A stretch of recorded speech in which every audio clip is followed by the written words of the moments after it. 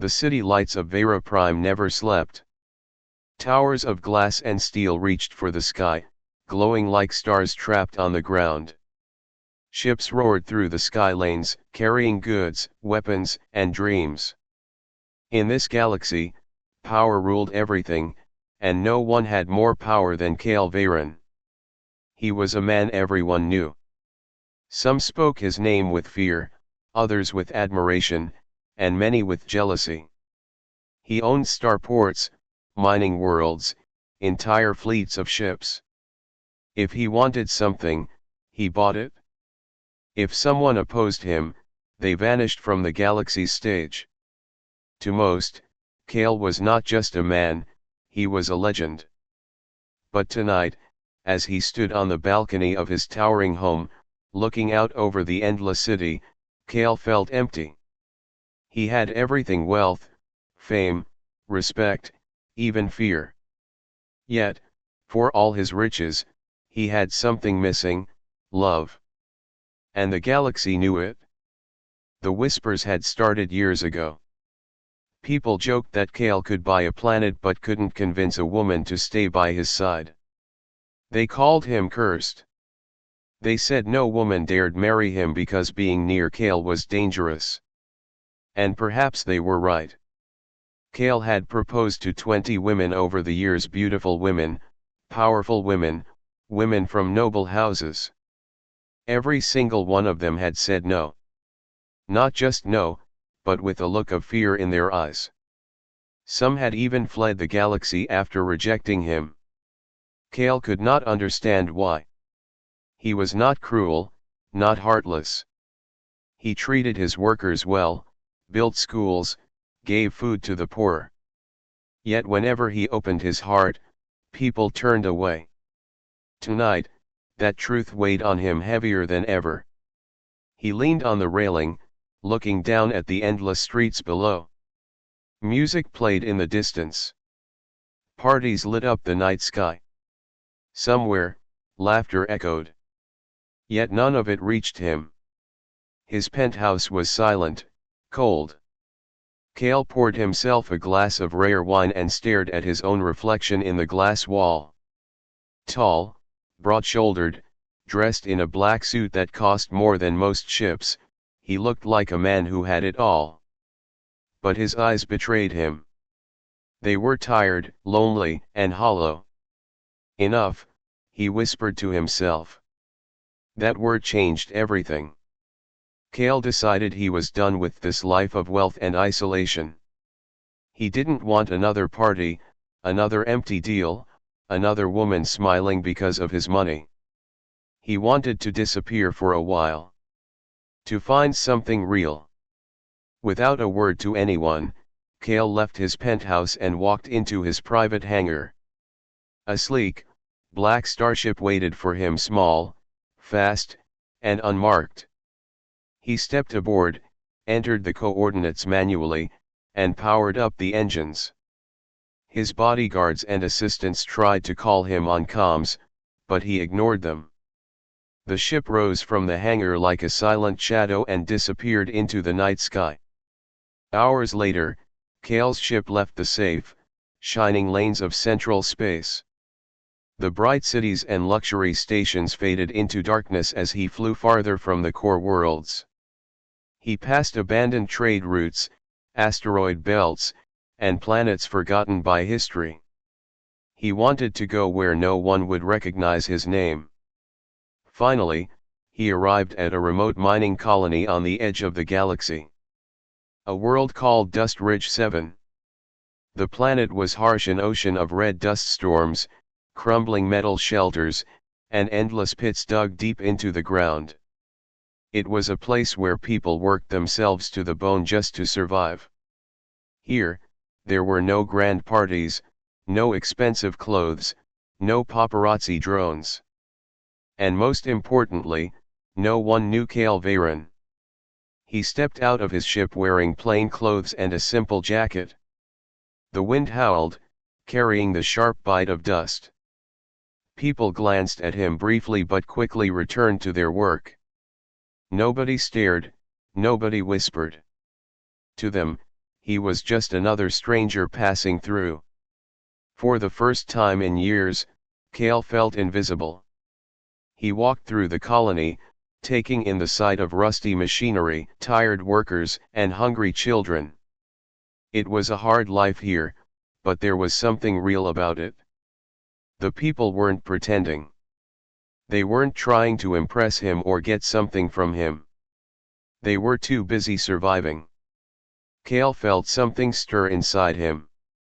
This was the kind of place he needed, a world where wealth and power meant nothing. A place where, maybe, he could find someone who would see him as a man, not a name. That night, Cale stayed in a small workers' inn, sleeping in a cramped room with a creaky bed. He stared at the ceiling, listening to the distant rumble of mining drills. For the first time in years, he felt hope. Somewhere on this dusty world, he thought, maybe there was a person who wouldn't fear him. Someone who would see him not as Cale Veyron, the galaxy's richest man, but just Cale. He didn't know it yet, but he was about to meet someone who would change his life forever. The morning sun on Dust Ridge 7 was weak and pale, hidden behind thick clouds of red dust. The colony woke slowly, its people already tired before the day began. Rusted mining machines groaned to life, their engines coughing smoke. Workers in heavy suits moved like shadows across the barren ground, heading to their shifts. Cale stepped out of the small inn, blending in with the other workers. His plain clothes were dusty already, and his boots sank into the gritty soil. He felt different here, small, almost invisible. And for the first time, he liked it. He wandered through the colony, watching life unfold around him. Children with dirty faces carried buckets of water. Traders shouted prices at a small market, offering scraps of food and machine parts. Men and women moved with quiet determination, each step heavy with exhaustion. This was a world of survival, and yet, there was a strange kind of strength in these people. They weren't weak, they were tough.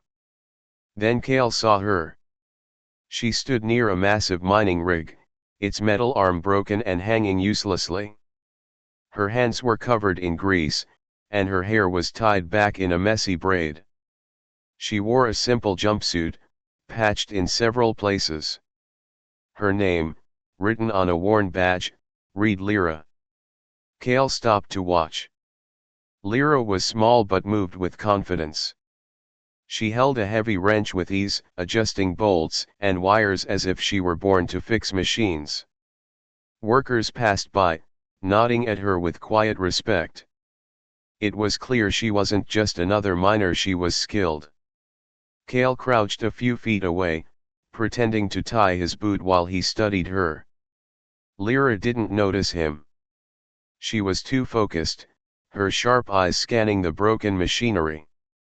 With a final twist of the wrench, the rig's arm roared back to life. Dust flew everywhere as the machine began to dig once more. Perfect, she muttered to herself, wiping sweat from her forehead. Cale couldn't help but smile. There was something different about her. She wasn't trying to impress anyone. She didn't fake a smile or put on a show. She just worked, calm and steady, like the whole galaxy's weight didn't scare her. Curious, Cale walked closer. "You fixed that fast," he said casually. Lyra glanced at him, her expression unreadable. "Someone had to," she replied. Her voice was soft but firm. She didn't thank him for the compliment, didn't ask his name. She simply went back to tightening bolts. Cale was surprised. People usually either tried to please him or feared him. But this woman, she didn't even look impressed. "Do you always fix machines by yourself?" he asked, leaning against a nearby post. "Most people here don't know how," Lyra said without looking at him. "If we wait for help, we starve." Her words were simple, but they carried weight. Life here was harsh, and she had clearly learned to depend only on herself. Cale found himself wanting to know more. He offered to help her lift a heavy panel, and though she hesitated at first, she finally nodded. Together, they repaired the rig until it ran smoothly. By the time they were done, Cale's hands were dirty and his clothes stained with oil. Lyra gave him a faint, almost amused smile. "You don't look like a miner," she said finally. Cale froze for a second. Was she suspicious? He shrugged casually. "I'm just passing through," he replied. Lyra studied him for a moment, her sharp eyes scanning his face. Then she turned away, clearly uninterested in his story. "Then don't get too comfortable," she said. "No one stays on Dust Ridge 7 for long. This place eats people alive." Her words stayed with Cale long after she walked away. That night, Cale returned to the small inn. The walls were thin, and the sound of the wind outside was constant. He couldn't sleep. He kept thinking about Lyra, her calm, steady hands, her lack of fear, the way she treated him like he was just another stranger. She was nothing like the women he had met before. No expensive clothes, no fake compliments, no fear in her eyes. She was strong, self-made, and unbothered by his presence. For Cale, who was used to being recognized and admired everywhere, this was refreshing. The next morning, he found himself walking back to the mining site. Lyra was there again, working before most of the colony was awake. "You're here early," Cale said, trying to sound casual. "I always am," Lyra replied without looking up. "Machines don't fix themselves." Cale chuckled softly. "Can I help again?" Lyra hesitated. "You're not from here. You'll get hurt." "I'll take the risk," Cale said. Lyra glanced at him, her expression softening just a little. "Fine. Hold this."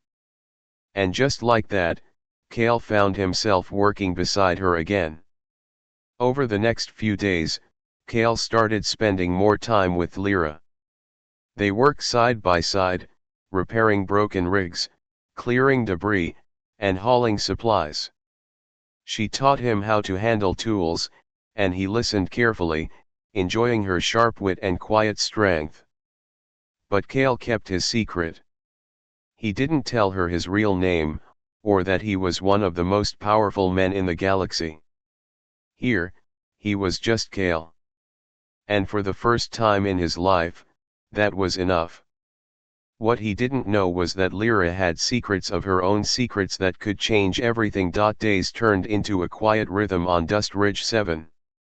Cale spent his mornings hauling equipment and learning the ways of the colony. In the evenings, he worked alongside Lyra, fixing broken machines or helping miners with small tasks. He was stronger than he looked, and his hands, once soft from a life of wealth, now bore calluses and cuts. The workers began to nod at him with respect.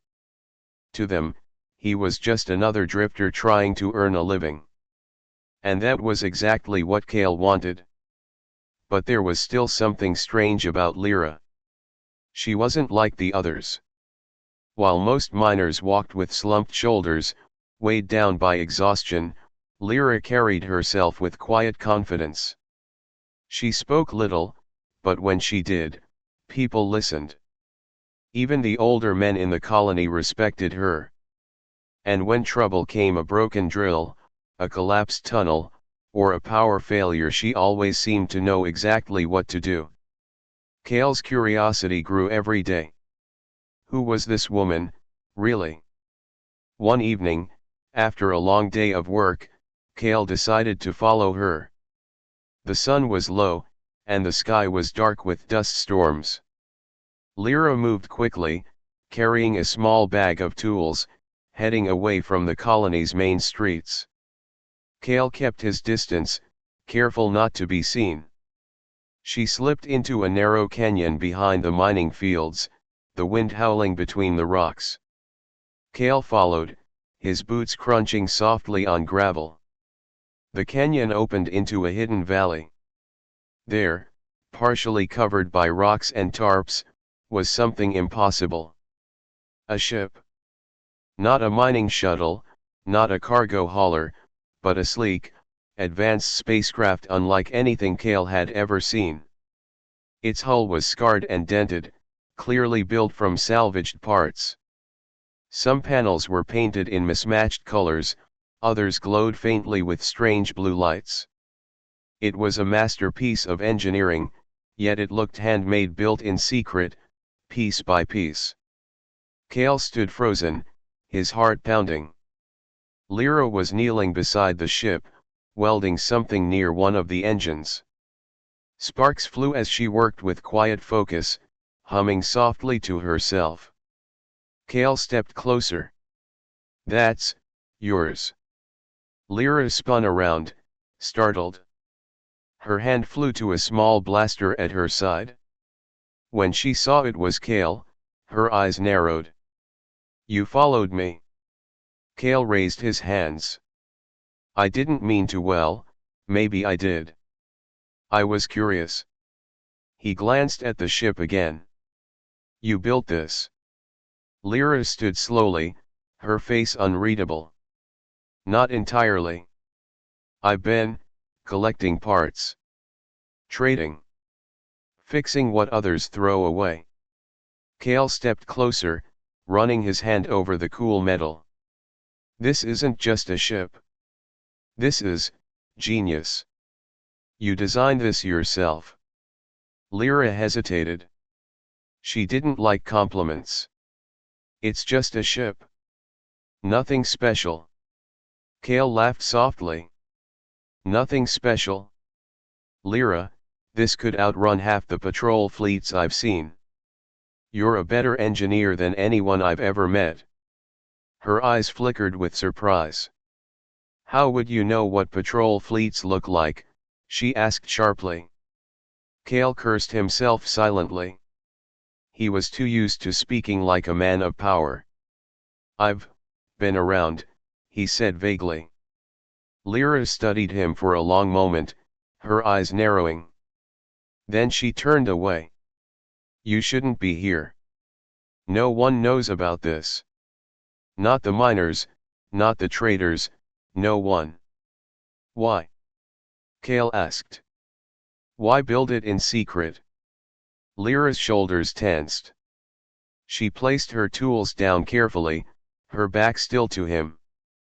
"Because this colony is a trap," she said quietly. "Everyone here is trapped. The companies own everything: the mines, the housing, even the air filters. If you're born here, you die here. I'm not dying here." Cale stared at her in silence. She turned to face him, her eyes burning with determination. "This ship is my way out. My way to freedom. No one can know, or they'll take it from me." Cale nodded slowly. He understood now. She wasn't just a miner.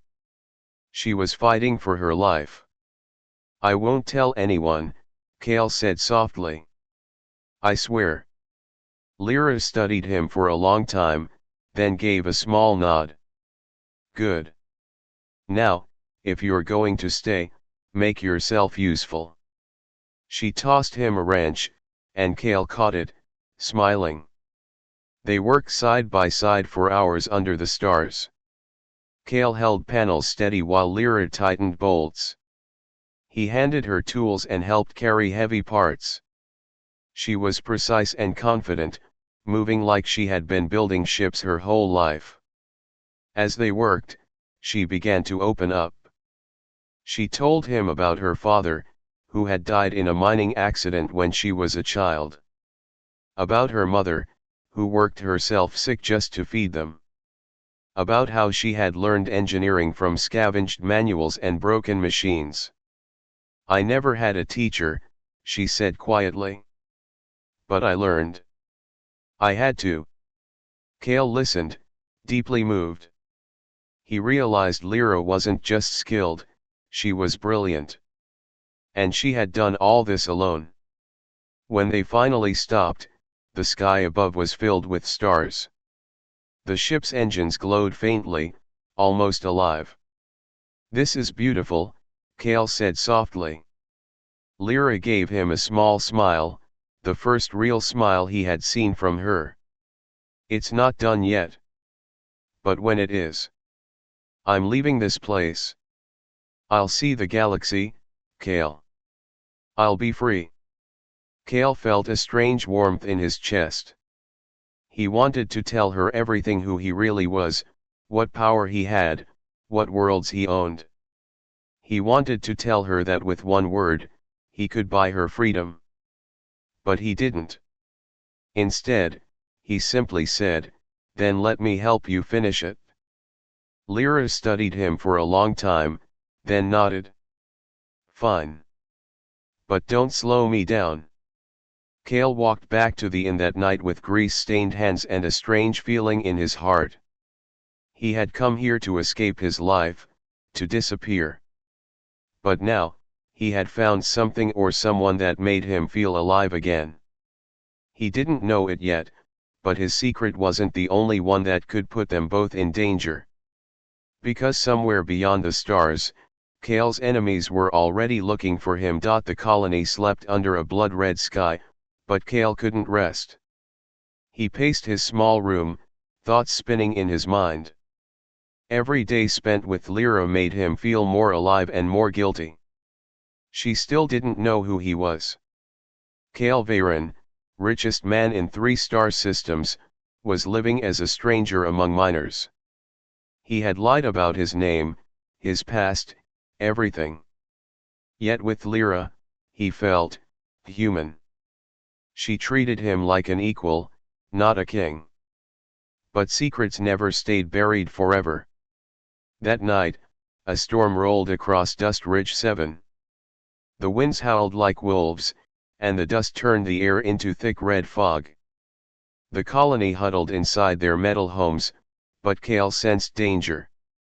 Years of power and betrayal had given him instincts, and tonight, those instincts screamed. Then he heard it, the deep hum of engines cutting through the storm. Kale rushed outside, pulling up his hood against the biting wind. Through the red haze, shapes appeared in the sky, ships, not mining shuttles, but heavily armed mercenary crafts. They landed with a hiss, and armored men poured out, rifles raised. Kale's blood ran cold. He recognized the markings on their armor, an old enemy. Someone he had crushed in business years ago, someone who wanted revenge. And they had tracked him here. "Where is he?" a mercenary barked, his voice booming through a speaker. "We know he's here. Kale Varen. Come out, or we burn this place to ash." The miners froze, terror spreading across their faces. Kale pulled his hood lower, blending into the crowd. He didn't want these innocent people hurt because of him. But mercenaries didn't care about innocence. They grabbed a miner and shoved him to the ground. "Tell us where he is," one snarled, pressing a rifle to the man's head. Kale's fists clenched. He could feel the old Kale, the ruthless businessman, the man who had crushed enemies with a single command, rising inside him. But here, he had no guards, no power. Just his wits. Then a familiar voice cut through the chaos. "Leave him alone." Lyra stepped forward, her eyes blazing. She didn't have a weapon, just a wrench, but she stood tall. The mercenary sneered. "Who are you?" "Someone who doesn't scare easy," she shot back. The mercenary laughed and turned his gun toward her. Kale moved without thinking. He grabbed a piece of metal piping and swung, knocking the mercenary to the ground. The crowd erupted into chaos. "Run!" Kale yelled at Lyra, grabbing her hand. She didn't argue. Together, they sprinted through the dusty streets, gunfire cracking behind them. They ran through alleys and down narrow paths, the storm shielding them from sight. Kale led Lyra toward the canyon. Their only chance was her secret ship. "Why are they after you?" Lyra demanded as they ran. Kale hesitated, his breath ragged. "Because I'm not who you think I am." They ducked behind a rusted metal wall as a mercenary patrol passed. Kale finally met her gaze. "My name is Kale Varen." Lyra blinked, confused. "The Kale Varen? The richest man in the galaxy." He nodded. "I didn't come here to hide from enemies. I came to hide from myself." "From all of it?" Lyra stared at him, her expression unreadable. "You lied to me." "Yes," Kale admitted. "Because I wanted you to see me for who I am, not my name. I never meant to put you in danger." Before Lyra could answer, blaster fire tore through the wall behind them. They bolted. The canyon loomed ahead, the storm's red fog swirling around them. The mercenaries were close, their shouts echoing in the narrow pass. Lyra pulled Kale down a side path. "This way," she yelled. They reached the hidden valley where her ship was parked. Its hull gleamed faintly under the storm's lightning. Kale grabbed a crate of fuel cells while Lyra ran to the cockpit. "Get inside," she shouted. Mercenaries burst into the valley, guns raised. Blaster bolts sizzled past Kale's head as he scrambled into the ship. Lyra's fingers flew across the controls, and the engines roared to life. "Hold on," she yelled. The ship shot upward, engines screaming as dust and debris blasted into the air. The mercenaries fired wildly, but Lyra's ship was faster than anything Kale had ever flown. Within seconds, they were above the storm, stars filling the black sky. Kale fell into the co-pilot's seat, breathing hard. "You're incredible," he said, staring at her in awe. Lyra kept her eyes on the controls. "You're reckless," she snapped. "You should have told me who you were. You almost got people killed." Kale lowered his head. "You're right." Silence filled the cockpit, broken only by the hum of the ship's engines. Finally, Lyra sighed. "So, Kale Varen, what now? You've got mercenaries hunting you. And now, they're hunting me too." Kale looked at her, his jaw tight. "Then we make them regret it? Together." The ship soared into deep space, its sleek form cutting through the darkness. Kale stared out at the stars, feeling a surge of something he hadn't felt in years: hope. Lyra sat beside him, her hands steady on the controls, her face illuminated by the soft glow of the dashboard. She was angry, yes, but she hadn't left him behind. And Kale knew one thing for certain: this woman was stronger than anyone he'd ever met. For the first time, Kale Varen wasn't running the galaxy. He was running for his life, and somehow, he wasn't afraid.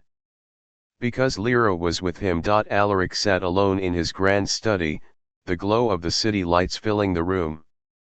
The man who had once been worshipped by millions now felt small, almost invisible. The news was spreading fast: Alaric Stormwood rejected by 20 women. Reporters laughed, social media mocked him, and his enemies celebrated. For the first time, his fame felt like a prison. But he wasn't thinking about them. He was thinking about her. Lyra, the quiet miner girl, had looked him in the eyes without fear. She hadn't cared about his wealth or power. She had told him no with calm honesty, and that one word had shaken him harder than any battlefield or business deal. Alaric rose from his chair and stared at his reflection in the window. For years, he had been chasing an image, a perfect life, a perfect partner, someone who would fit his empire. But all he saw now was a tired man who didn't know himself. That night, he left his mansion. No bodyguards, no convoy. Just him and a single hover bike slicing through the night air. He rode until the glowing city faded and the dark mining fields appeared, stretching under the pale moonlight. He found Lyra near the mining station.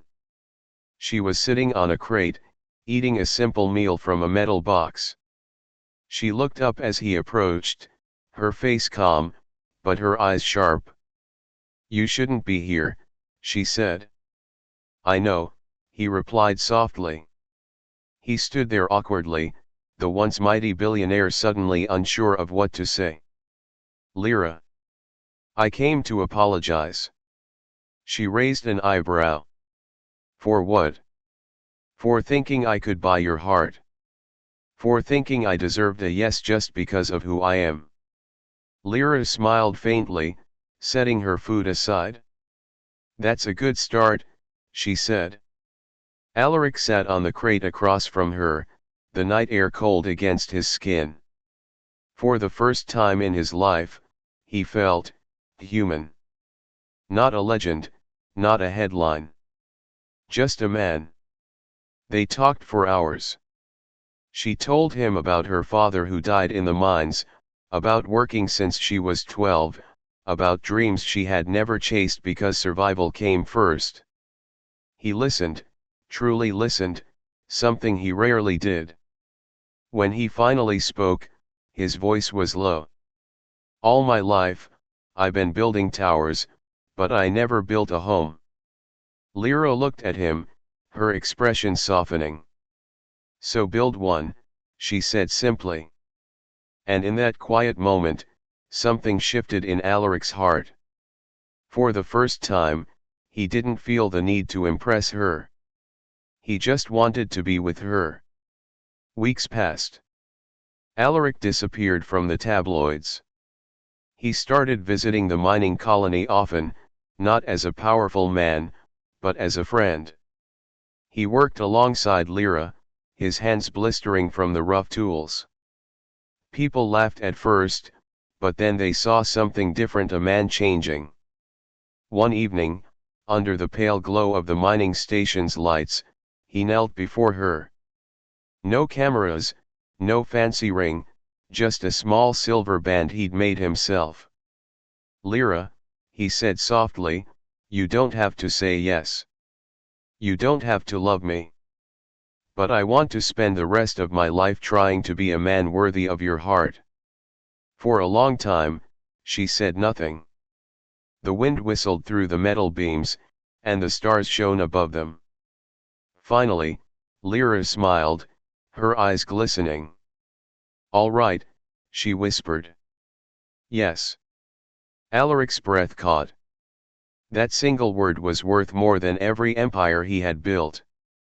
Years later, the galaxy would still remember Alaric Stormwood, the man who had everything, and lost it all, only to find something greater.